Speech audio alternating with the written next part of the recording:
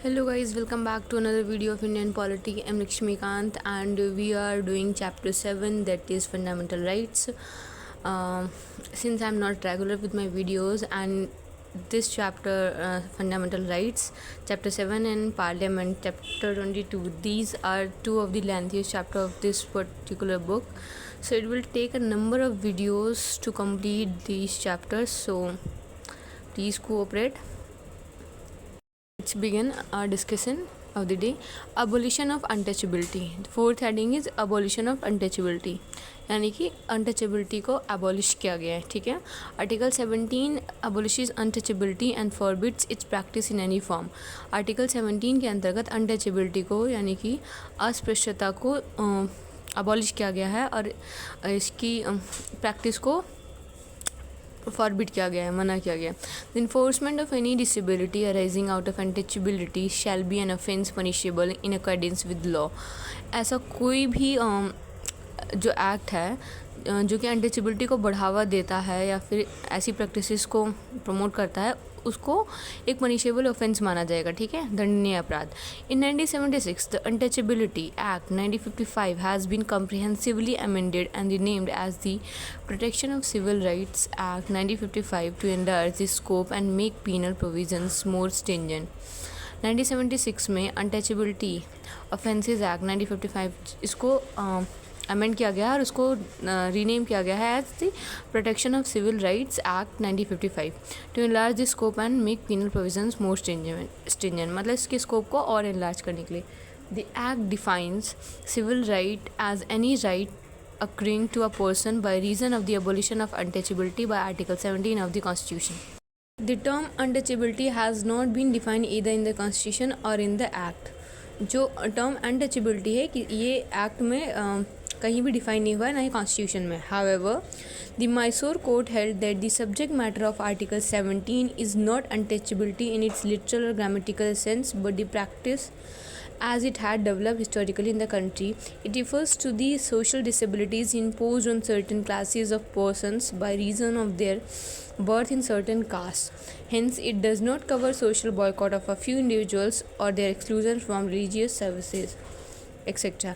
The Supreme Court held that the right under Article 17 is available against private individuals and it is the constitutional obligation of the state to take necessary action to ensure that this right is not violated.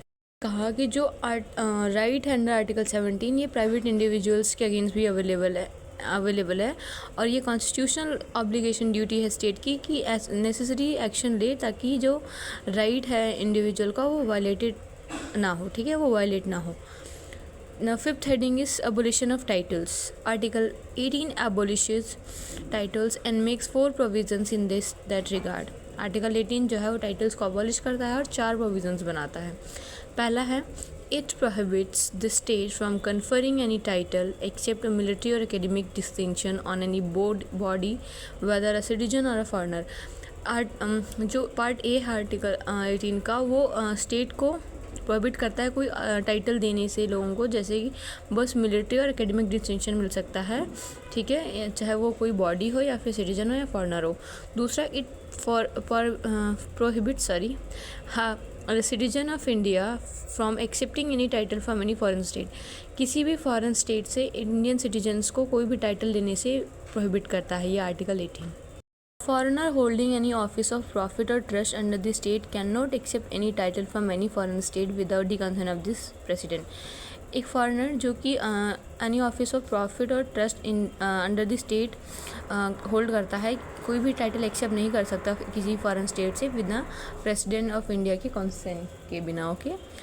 And D, no citizen or foreigner holding any office of profit or trust under the state is to accept any present emolument or office from or under any foreign state without the consent of the president. कोई भी citizen या फिर foreigner जो कि office of profit या फिर trust under the state hold करता है, ये उसको अलाउड नहीं है टू एक्सेप्ट प्रेजेंट एमोलमेंट और ऑफिस फ्रॉम एनी और under any foreign state without the consent of this president. From the above, it is clear that the hereditary titles of nobility like Maharaja, Raj Bahadur, Rai Bahadur, Rai Sahab, Diwan Bahadur, etc which were confirmed by colonial states are banned by Article 18 as these are against the principle of equal status of all. ऊपर provision से clear होता है कि title जैसे कि titles of nobility like जैसे कि महाराजा, Raj Bahadur, Rai Bahadur etcetera, ये कोई भी मतलब होल्ड नहीं कर सकता. ये बैन किए जा चुके हैं अंडर आर्टिकल जो कि कॉलोनियल स्टेट द्वारा कन्फर किए गए थे ऑन इंडिविजुअल्स, राइट, क्योंकि ये जो principle of equal status of all को वायलेट करते हैं. In 1996 the supreme court upheld the constitutional validity of the national awards Bharat Ratna, Padma Bhushan and Padma Shri. लेकिन 1996 में जो सुप्रीम कोर्ट है उसने constitutional validity of national awards को अपहेल्ड किया था. मतलब अब इन जो कॉन्स्टिट्यूशनल टाइटल्स हैं आप इनको होल्ड कर सकते हो, ठीक है, जैसे कि भारत रत्न, पद्म भूषण वगैरह, ठीक है. It ruled that these awards do not amount to titles within article 18 that prohibits only hereditary titles of nobility. ठीक है, आर्टिकल 18 प्रोहिबिट करता है hereditary titles of nobility like Rai Bahadur, Maharaja etcetera. Therefore they are not violative of article 18 as the theory of equality does not mandate that merit should not be recognise. क्योंकि जो theory of equality है वो ये नहीं कहती कि मैरिट को recognise नहीं करना चाहिए. और हमें पता है ये जो टाइटल्स हैं लाइक ऑफ कॉन्स्टिट्यूशनल इंपॉर्टेंस ये क्यों दिए जाते हैं, ठीक है. They are given on the basis of merit not on the basis of nobility. These national awards were instituted in 1954. इन नेशनल अवार्ड्स को कब इंस्टीट्यूट किया गया था? 1954 में. तो जनता party government headed by Morarji Desai discontinued them in 1977 but they were again revived in 1980 by the Indira Gandhi government. 1954 में institute किए गए थे. जनता पार्टी गवर्नमेंट मोरारजी देसाई की जब गवर्नमेंट थी, जब ही वॉज प्राइम मिनिस्टर, तो उसको डिसकंटिन्यू कर दिया गया था 1977 में. बट इंदिरा गांधी की गवर्नमेंट में 1980 में उसको इन कॉन्स्टिट्यूशनल टाइटल्स को रिवाइव किया गया. Is right to freedom, protection of 6 rights. Article 19 guarantees to all citizens the 6 rights. These are right to freedom of speech and expression. Article 19 जो है वो 6 राइट्स गारंटी करता है सिटीजन्स को. सबसे पहला है right to freedom of speech and expression. दूसरा है right to assemble peacefully and without arms. Right to form associations or unions or cooperative societies. Right to move freely throughout the territory of India. Right to reside and settle in any part of the territory of India. Right to practice any profession or to carry on any occupation, trade or business. Originally, Article 19 contains 7 rights, but the right to acquire, hold and dispose of property was deleted by the 44th Amendment Act of 1978. Originally जो article 19 है उसमें 7 rights थे, लेकिन जो right to property है, acquire, hold and dispose property है, उसको delete कर दिया गया था 44th अमेंडमेंट द्वारा 1978. ठीक है. These 6 rights are projected against only state action and not private individuals. इन 6 rights को स्टेट के अगेंस्ट ही प्रोटेक्ट किया गया, ना private individuals. Okay. Moreover these rights are available only to the citizens and shareholders of a company but not to foreigners और legal persons like companies और corporations etcetera. ये और article 19 जो है और इसके अंदर जो भी राइट्स हैं वो सिर्फ सिटीजन्स को अवेलेबल हैं. ओके. द स्टेट कैन, आगे लिखा हुआ है, impose reasonable restrictions on the enjoyment of these 6 rights only on the grounds mention in the article 19 itself and not on any other grounds. अगर कोई can impose I'm repeating again. The state can impose reasonable restrictions on the enjoyment of these 6 rights only on the grounds mentioned in the Article 19 itself and not any other grounds. जो state है वो अगर कोई restriction लगाता है इन 6 rights पे तो वो आर्टिकल 19 में ही मेंशन है, ना कि किसी अदर ग्राउंड पे रिस्ट्रिक्शन लगा सकता है state. Okay. Freedom of speech and expression. It implies that every citizen has the right to express his views, opinions, belief and convictions freely by word of mouth, writing, printing, picturing or in any other manner. Freedom of speech expression का मतलब है कि हर citizen वो free है to express his opinion, हर opinion, belief. ठीक है. चाहे वो मुंह से बोलकर, लिखकर, प्रिंटिंग, पिक्चरिंग, किसी भी मैनर में. The supreme court held that the freedom of speech and expression includes the following. Supreme court के according freedom of speech and expression क्या इंक्लूड करता है? पहला, A, right to propagate one's views as well as of others. अपने और तथा दूसरों के विचारों को प्रोपागेट करने का right. Freedom of the press, freedom of commercial advertisements, right against tapping of telephonic conversation, जो टेलीफोनिक कन्वर्सेशन है उसके अगेंस्ट में, ठीक है, उसको आप टैप नहीं कर सकते, ठीक है, या आपकी टेलीफोनिक कन्वर्सेशन टैप नहीं की जा सकती, इसके अगेंस्ट में आपको राइट है। Right to telecast, that is government has no monopoly on electronic media, right against bandh called by a political party or organisation, right to know about government activities, freedom of silence, silence चुप रहने की भी आपको freedom है, ठीक है, right against imposition of pre censorship on a newspaper, right to demonstration और picketing but not right to strike. ये क्वेश्चन आ जाता है कि राइट टू स्ट्राइक जो है वो फंडामेंटल राइट है या फिर लीगल राइट है, तो राइट टू डेमोन्स्ट्रेशन और पिकेटिंग है but not right to strike, right to strike is a legal right.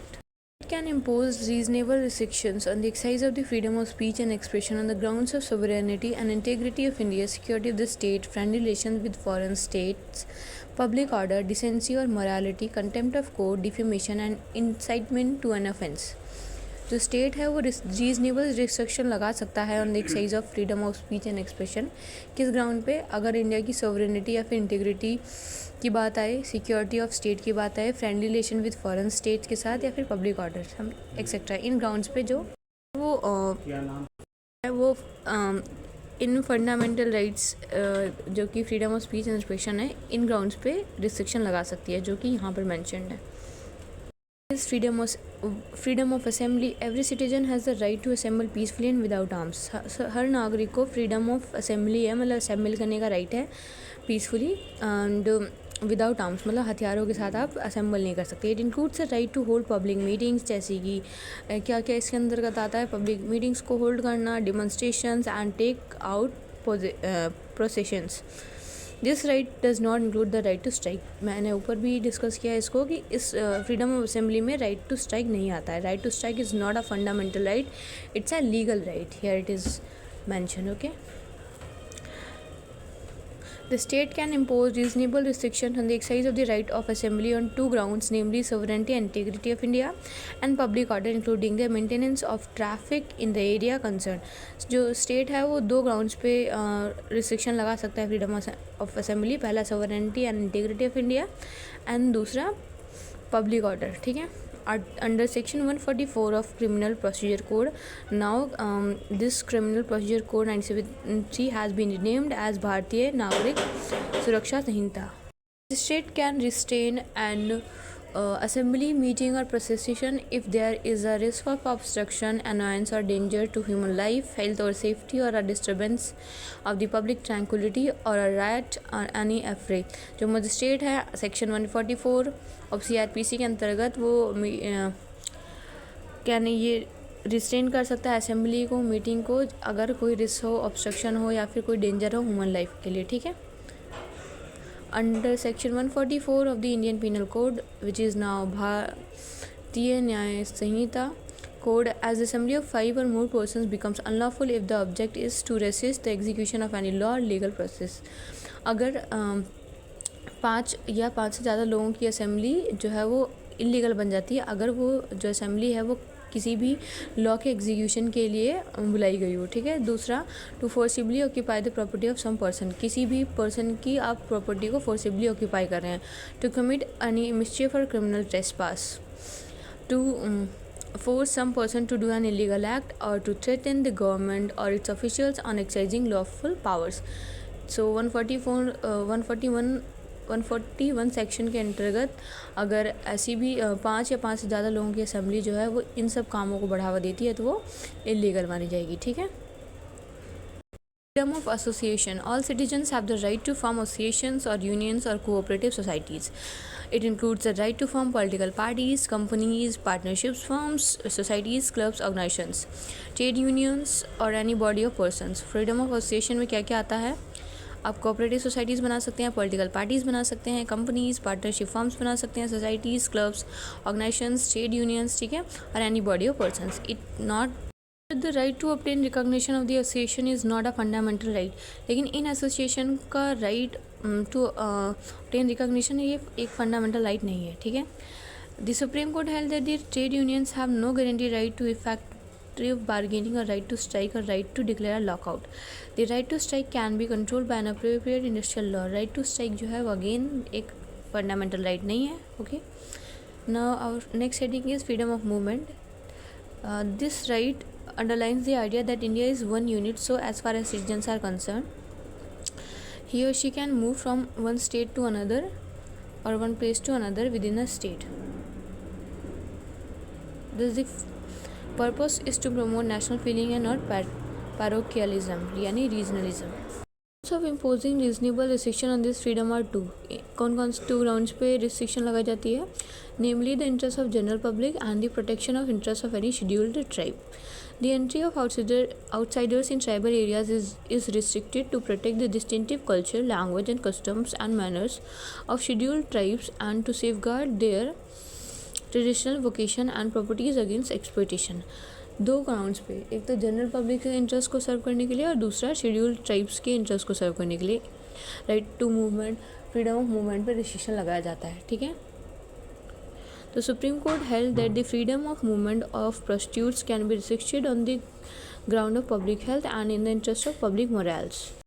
कि जो प्रोस्टिट्यूट्स की मूवमेंट है उसको रिस्ट्रिक्ट किया जा सकता है on the ground of public health and in the interest of public morals. The Bombay High Court validated the restrictions on the movement of persons affected by AIDS.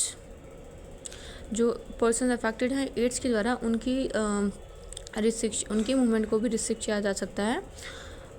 Bombay high court द्वारा किया गया. मतलब freedom of residence. Every citizen has the right to reside and settle in any part of the territory of the country. This right has 2 parts: the right to reside in any part of the country, which means to stay at any public temporarily, and the right to settle in any part of the country, which means to set up a home or domicile at any place permanently. But the right of outsiders to reside and settle in tribal areas is restricted to protect the distinctive culture, language, customs and manners of scheduled tribes. अब जो tribal areas में वहाँ पे general public जाके नहीं रह सकती. क्यों? ताकि उनका जो डिस्टिंक्टिव कल्चर है, लैंग्वेज है, कस्टम है, मैनर्स ऑफ शेड्यूल्ड ट्राइब्स, उन सबको सेफ गार्ड किया जा सके. ठीक है. और उनको एक्सप्लॉयटेशन से बचाया जा सके. In many parts of the country the tribals have been permitted to regulate their property rights in accordings with their customary rules and laws. Country के ऐसे बहुत सारे पार्ट्स हैं जहाँ पर ट्राइबल्स को परमिट किया गया है कि वो अपने अकॉर्डिंग, अपने कस्टमरी रूल्स के अकॉर्डिंग राइट टू प्रॉपर्टी को प्रोटेक्ट कर सकते हैं. ठीक है. Profession, etc. All citizens are given the right to practice any profession or to carry on any occupation, trade or business. सभी citizens को right है to practice any profession or to carry on any occupation, trade or business.